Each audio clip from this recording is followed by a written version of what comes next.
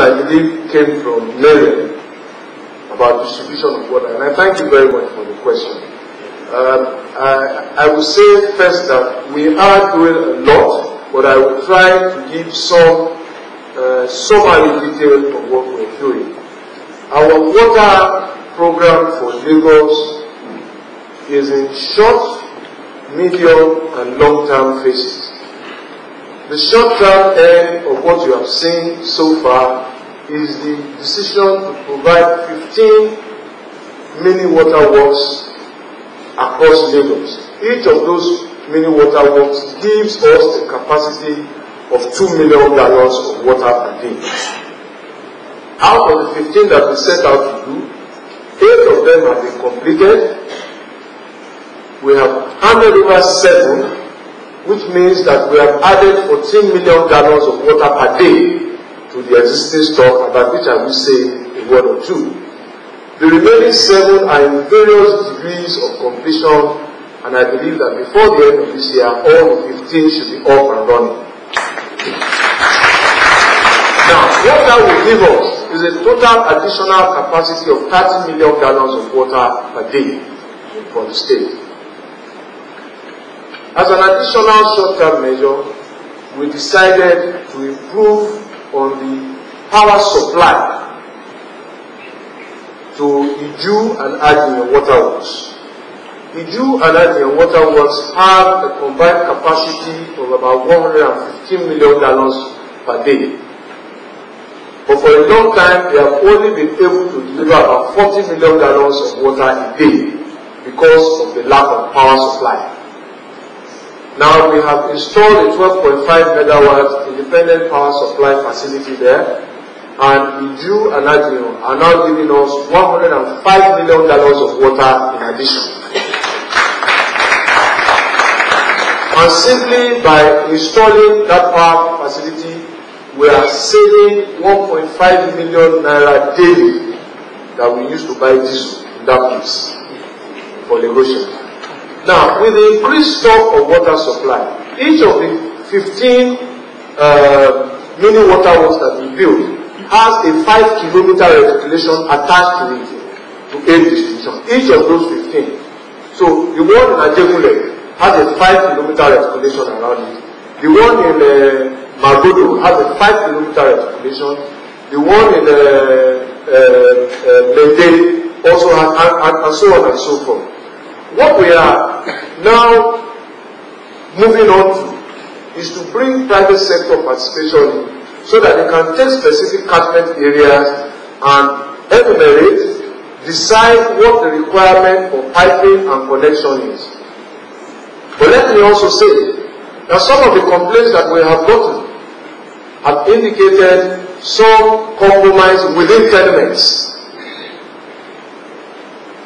And you have to be more vigilant about the people around your tenement who lock your valves so that you can buy water from the water tankers.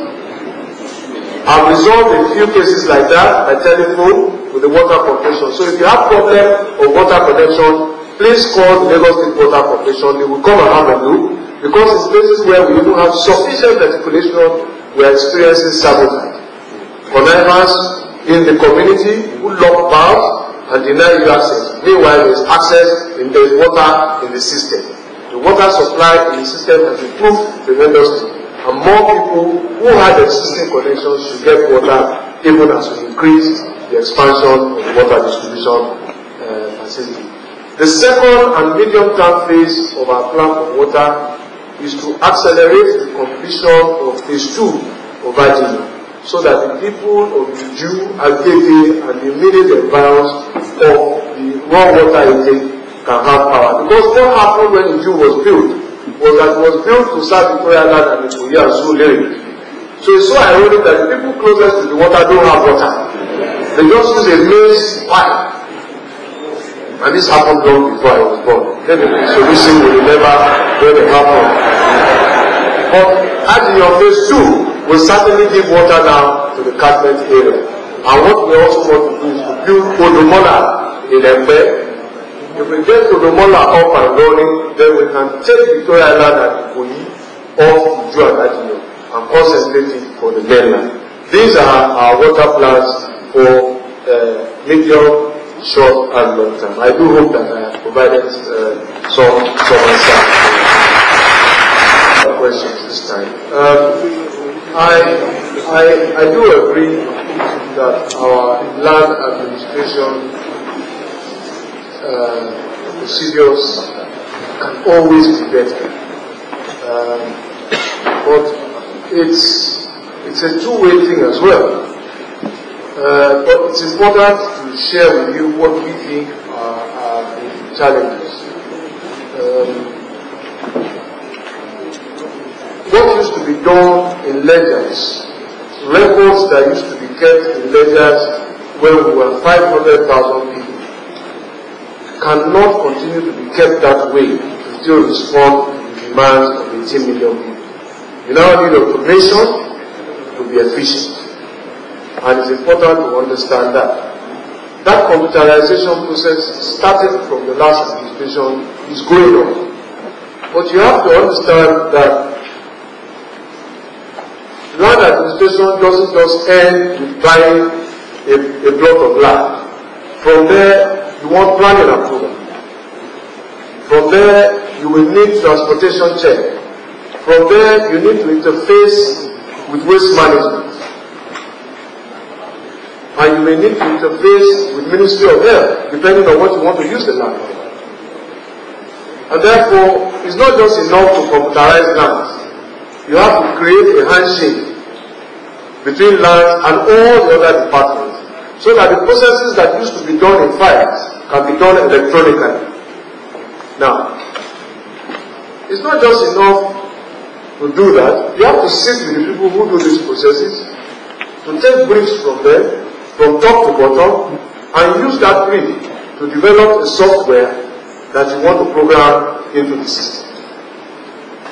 During that period, you have to scan records, because ultimately, it is what goes into the computer that comes out of it. And therefore, it's not a process that you want to run, but it is a process that is going on in the state. We also understand that some of our customers, members of the public, have attempted to circumvent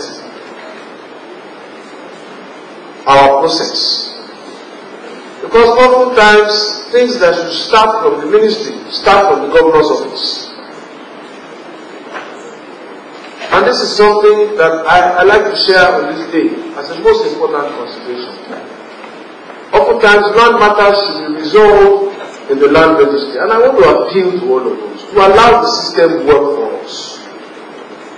Every time when people give me letters about land this, land that, I think sometimes we send a message of a lack of confidence to the people who should really do the job.